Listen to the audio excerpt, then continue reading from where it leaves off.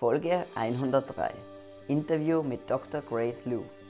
Darmgesundheit, was du testen kannst, die besten Supplements und welche Art von Ballaststoffen du tatsächlich brauchst. Dieses Interview ist auf Englisch. Wir haben Untertitel für diese Folge. Das Video mit den Untertiteln findest du direkt auf evolutionradioshow.de oder auf unserem YouTube-Kanal.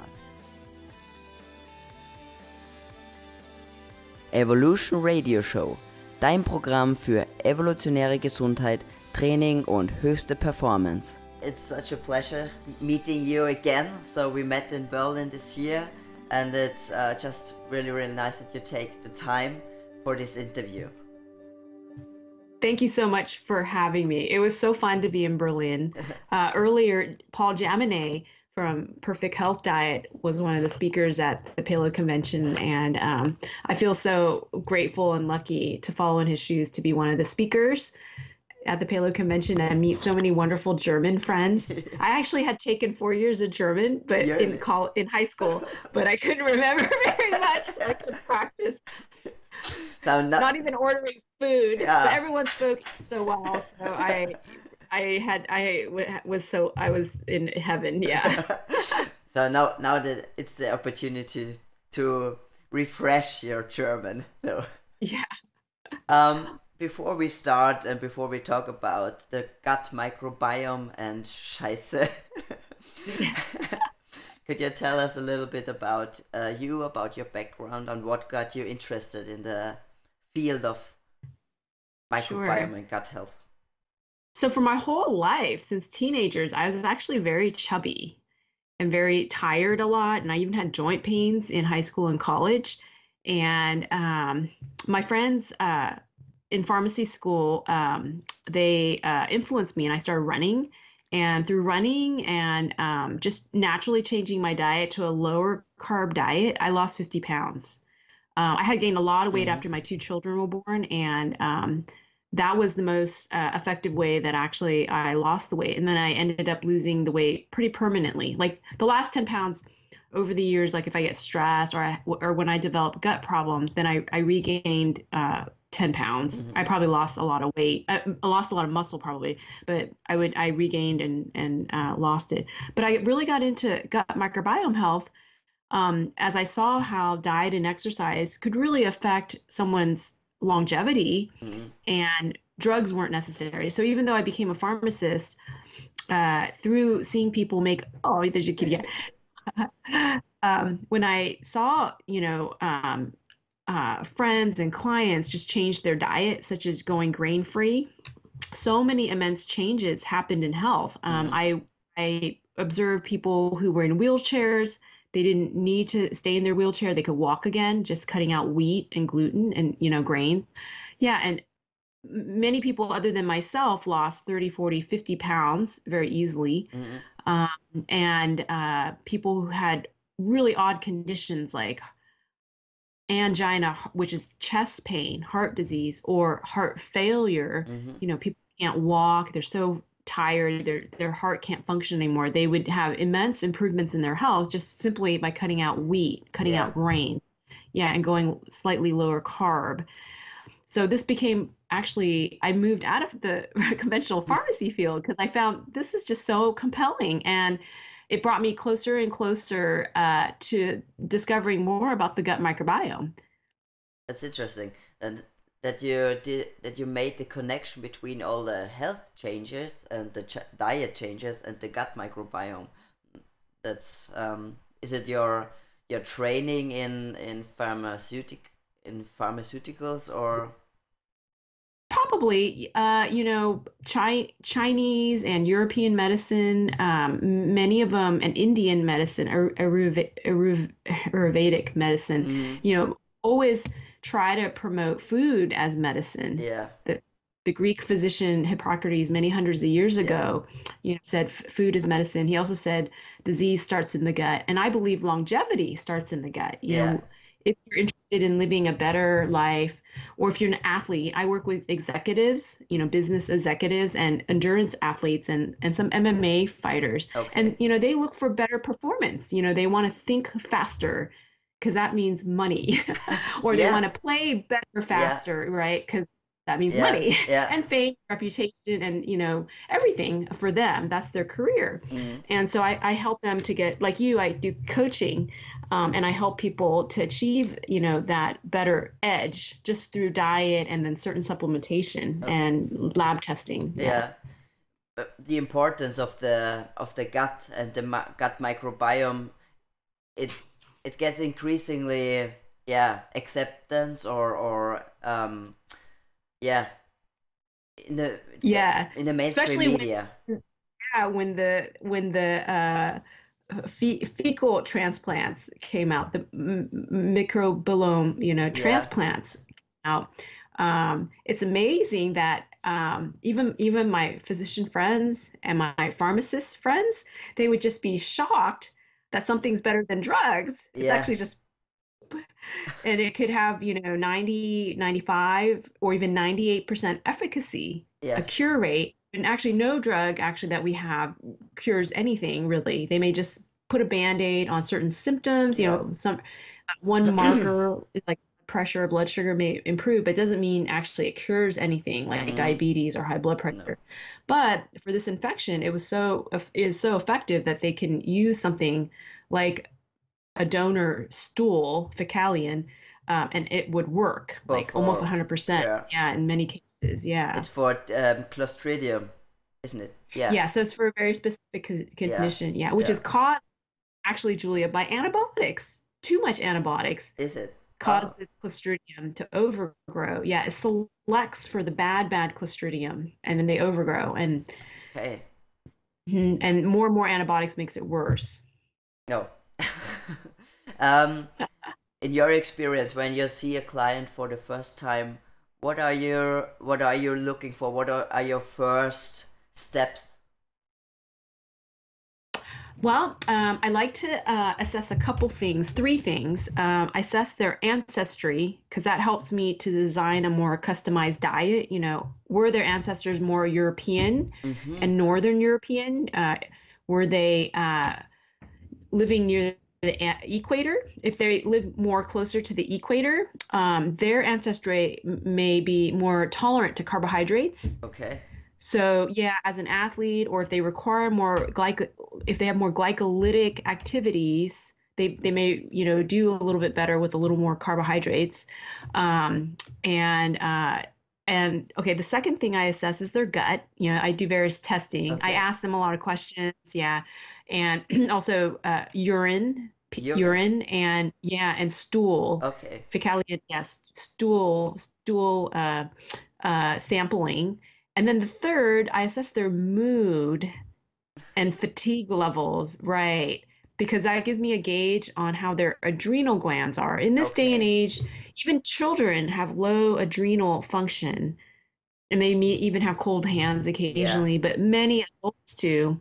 And that's the only thing I have, negative about the low carb diet. It Yeah. can push that too much, and Mm-hmm. people can develop cold hands, and then Yeah. this compromises adrenal function, gut function, actually, Mm-hmm. yeah, and thyroid function. So I assess that, and then we design a plan together to address those Mm-hmm. Mm-hmm. factors. Mhm. Do you think it's just because of the of a lack of fiber, or are there other nutrients lacking in a low carb or in a lower carb diet? Well, with a low carb diet, cortisol may be higher. Okay. And if they cycle the carbohydrates, I Mm-hmm. find that's a lot more effective. And Mm-hmm. then they don't have those adverse effects. They don't have the bad effects. But when the cortisol's higher or adrenaline's higher, we do lose more minerals. So Mm-hmm. there is a higher mineral requirement. Okay. The more someone's doing like a ketotic Yeah. low carb diet, like minerals like zinc, magnesium, Yeah. calcium, Yeah. sometimes iodine. Okay. So all the trace minerals and magnesium are always helpful to supplement. If they're in adrenal exhaustion, I recommend a more moderate carb diet Mm-hmm. temporarily, and actually even salt, especially if they Okay. have dizziness, and Mm-hmm. then they don't have any problems with eating salt. But a high quality salt helps to improve the adrenal function and allows actually better tolerance for carbs and everything else.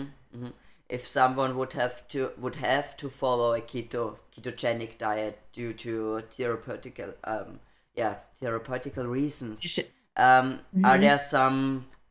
What are the most important things they could do to help their gut, or to not change their gut? Two things. Yeah. Well, three things.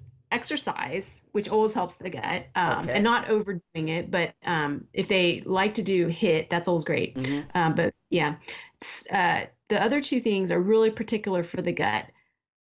Probiotics, like a really good probiotic. Yeah, I found actually some really good ones at the Pharmacia in Germany. Really? Many good ones. Actually. Yeah. Like one called Flora M, I think. Okay. It's actually by a drug company, but it had a lot of the brands that a lot of the bacterial strains that I would use. Yeah, and then some fiber, Yeah. I love salad, but 1 cup of salad only has about 1 or 2 grams of fiber. So occasionally, if they're doing carbohydrate refeeding, they may consider a little bit of lentils or beans or brown rice. Okay. Or black rice, wild rice, small amount is actually about like 8 to 10 grams of fiber, just a small, like 1/3 of a cup to half a cup. So just leafy greens wouldn't do. It wouldn't be really enough great. fiber in there. So much. Okay. Yeah, you have to eat so much. And ancestrally, many estimates are that the ancestral human, Homo sapien, ate about 130 to 150 grams of fiber a day. And now, in our industrial world, we barely get even 10. Yeah. And then on the paleo diet, I think unless there is the cooked resistant starches, it's usually 10 or 20 at the most. Yeah. So it's hard to do that. But I developed something called Bionic Fiber. And you can just take supplements of different fibers to get up to 20 or 30 grams in addition to what someone's already taking from diet. So a good paleo diet may provide 20 to 30 grams of fiber. And then you could supplement with your product or some other fiber product. Are there differences in fiber quality? Is there anything one can look for? Yeah, I mean, the common ones are like organic psyllium, anything organic. Yeah, organic acacia, that's awesome. Really good for IBS, irritable bowel syndrome, if someone has like diarrhea or constipation. Psyllium is also very good for both diarrhea or constipation and weight loss. Psyllium, yeah. Psyllium proven actually to help weight loss. And I use many other combinations. One that is particularly really good for sensitizing insulin comes from the konjac root, and it's called glucomannan, but it swells up 20 times. So you must drink a lot of water and only use a teeny amount in the beginning. Okay. To get used to it. Yeah, more gas or problems. And must drink a lot of water. Okay. Only use a small amount, like only half a teaspoon for a big cup of water. Yeah, because it swells up in Actually, children have died eating a candy made out of glucomannan. Yeah, because it swelled in their throat or somewhere and it blocked their gut. Yeah, so it's very dangerous. But there's big warnings actually when you buy glucomannan. But glucomannan is really awesome. Okay. It's actually been shown to improve insulin sensitivity and help with weight loss in numerous studies in humans. Yeah. Wow. That's good. It's a traditional part of the diet. Yeah, in I think maybe parts of Russia, the southern part, and then northern Korea and Asia, and Japan. Okay. In fact, the centenarians and longer-lived Japanese eat konjac as a jelly because they make noodles and jelly and eat it every day. Really? Okay. Yeah, and it's low calorie. No carbs and low calorie. Didn't know that it's that beneficial for the gut. I wasn't aware of that. Yeah, a superfood. Since you mentioned it briefly just a few minutes ago, resistant starch. Is it something you would look into? Is it something someone can or should even supplement, or what's your take on it? Well, there's no supplementation really right now on the market. And the best source is eating the whole food. Don't eat raw. The raw is not ancestral. Every carbohydrate on earth is actually toxic, right? Yeah. They phytates, lectins, and particularly they have a lot of antitrypsin. They have trypsin inhibitors. They inhibit our own stomach acid. So uh, the downstream problem of eating anything raw that's a carbohydrate is it's not only may be fatal, but it can cause pancreatic Mm-hmm. hypertrophy, pancreatic adenoma, and other problems because digestion gets really severely disrupted if it's Yeah. eaten every day. Yeah.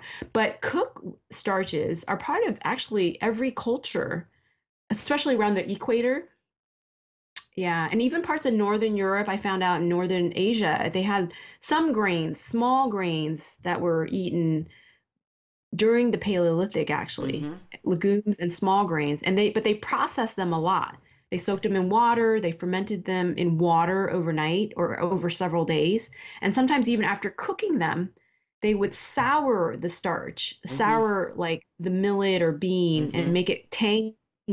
Yeah, so actually, like a lot of the German dishes, I really like enjoy, the sauerkraut. I didn't look into a lot of history, but I wouldn't be surprised if something starchy was soured. Yeah, yeah. So sourdough bread. So Well, that's yeah, kind okay, of, yeah, obviously sour bread, yeah. yeah, That's yeah, but it has to be processed the old-fashioned way, yeah, yeah, yeah. yeah.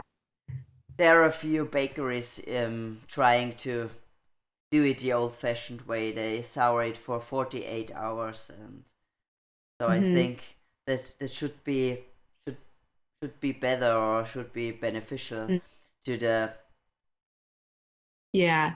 And then some studies actually have found some sourdough bread is okay for even celiac, people who are Mm-hmm. really allergic to gluten, but they have to be soured for like 90 or 100 days. So Oh, so then the long. bacteria, yeah, the bacteria break all the gluten down. Oh, Hmm. that's Yeah. yeah. So So I you have like to do cook it yourself. resist. Yeah, yeah, or a company hopefully will make it. But I like some resistant starches if I'm working out a lot. Mm-hmm. Like I'll eat purple potatoes, Okay. cook purple potatoes and rice, brown rice. Those those are just things I usually will have, or cook lentils in a chicken soup. Do you let it Yeah. cool down? In Asian medicine, everything needs to be hot because Okay. it's the best for digestion. Mm-hmm. And when you have optimal digestion, you make more acid, right? And when there's high acid production, all the starches have more of a chance of becoming resistant and becoming fiber. Okay. But if we eat things cold, our digestion is not optimal. The enzymes don't work as well, right? Even just 1 degree below 37 degrees Celsius, our digestion enzymes work maybe a third to a half as efficient. Mm-hmm. Yeah, Okay. like the pancreatic enzymes, the protein, the enzymes that break down meat and protein, the Yeah. enzymes that break carbohydrates, the enzymes that break down fats, they only work like much less if the Okay. temperature is lower. Yeah. Yeah, because they like the body temperature, Okay. 37 degrees Celsius or higher. Yeah. So I actually eat everything warm. So I was just Unless I'm running thinking, around. yeah, Yeah. I was just thinking about the forming of the resistant starch. I thought it forms when rice is cooked and cooled down. It is. But the other chemical way is with acid. So either Okay. eating it with sauerkraut, where the acidity from sauerkraut affects the acid, which if you're already eating it in a meal, no Yeah. matter what, it gets all ground up and mixed. Yeah. Yeah. Yeah. Or like after a salad with, vinegar and salad dressing. Mm-hmm. Yeah. Or someone just they're really healthy and they make a lot of acid in their Yeah. stomach. Yeah. Yeah. Normally you know how low the pH is in the stomach? Around 3 or between 1 and Yeah, 4 or or even something like two. that. Yeah, one, Yeah. two, or three. Yeah. So that's really quite profound. I used to work in the lab, and my shirts, when I work with pH 2, would get little holes in it just from Yeah. like the air. Really? Yeah, no splashing at all. Just Yeah. the air was so acidic, it would make all these tiny holes in my shirt. So it's really acidic, and that's why the stomach is so thick to protect against it. So we're Mm-hmm. meant to have a lot of acid, but because a lot of people can develop health problems, they may not make as much. Mm-hmm. And then it's helpful to take some supplementation. Okay. Yeah. Yeah. Um, you mentioned before that you found some good probiotics in the pharmacies here in Germany. Um, Yeah. but you make your own Yeah, and we do ship to mixture. Germany. Yeah, it's called Bifido Maximus. It's at our store at thegutinstitute.com. Yeah, You can have it in your show notes, yeah. I have. And it's such a great game changer. People who have digestive issues, or even they're just athletes and they're trying to get better, Yeah. we always hear like people feel so much better on it, and their brain fog improves, and they have better mental clarity. Body fat goes down often. We hear all the time people lose weight on it. It's crazy. And people with any kind of fatigue, they start to get slowly better. Mm-hmm. Is what what's the big difference between your product and others on the market? I'm aware that there are different kind of bacterial strains and compositions. Is it? So it's formulated to emulate, to be like what breast milk is, healthy breast milk. So if someone's had antibiotics, or if their mom wasn't really healthy, or they had a C-section birth, a Mm-hmm. surgery for their birth, Yeah. they may not get all the strains their mom would have handed down to them.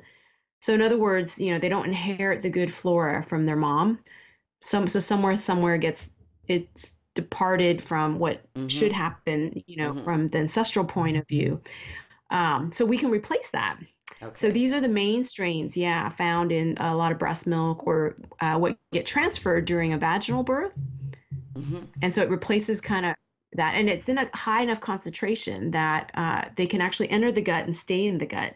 So in Okay. other words, they anchor. Yeah, Yeah. they can anchor and stay in the gut. Oh, great. Do you ship to Europe? I do ship to Europe. I ship everywhere, including Sweden, because as long as it's not medicinal, Yeah. Yeah. everything's okay. Yeah. Yeah. Yeah. Mhm. So we can we can link to it in the show notes Yeah. to your website, to the Gut Institute, and to your shop, to the probiotics. Um, we are slowly running out of time, and it's just so much to talk about.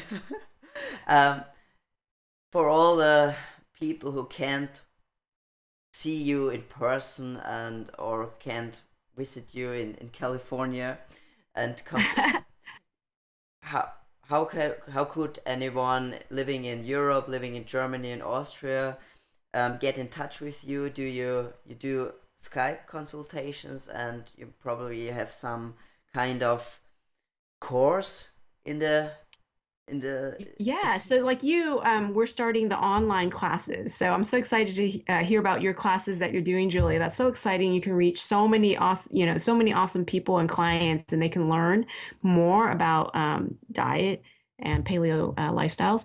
So we're offering an online class to help with gut health.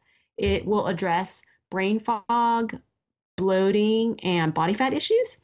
And we think we're going to run it for about 4 months, and it's going to start shortly in a couple of weeks. And to find out more information, they can look at thegutinstitute.com. It's going to be taught by a friend of mine and myself, Terea Rodriguez. She's an Mhm. FDN coach. Yeah, and we both have a lot of experience with autoimmunity as well. So we're very excited that we can roll this out and have more people. Right now, my practice is actually full Yeah.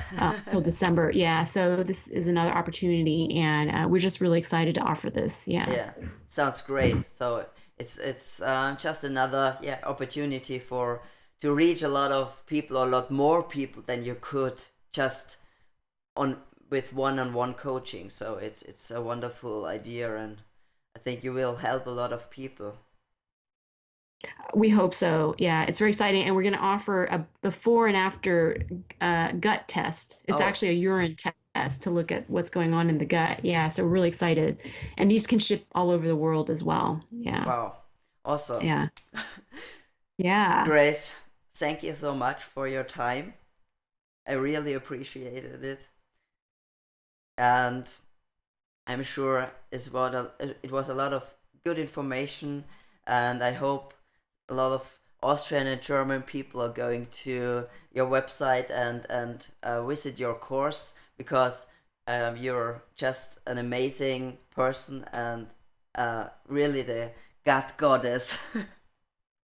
Oh, you're too sweet, Julia. I'm just so glad to meet you and your husband Leonard at the Berlin conference. That was so fun. It was so neat to meet so many people, like so enthusiastic about this, awesome lifestyle. And yeah, whatever I can do to help the movement in Berlin and Germany and Europe, I think I feel such a pleasure to do so. Thank you so much for having me on. Wonderful, great. Thank you.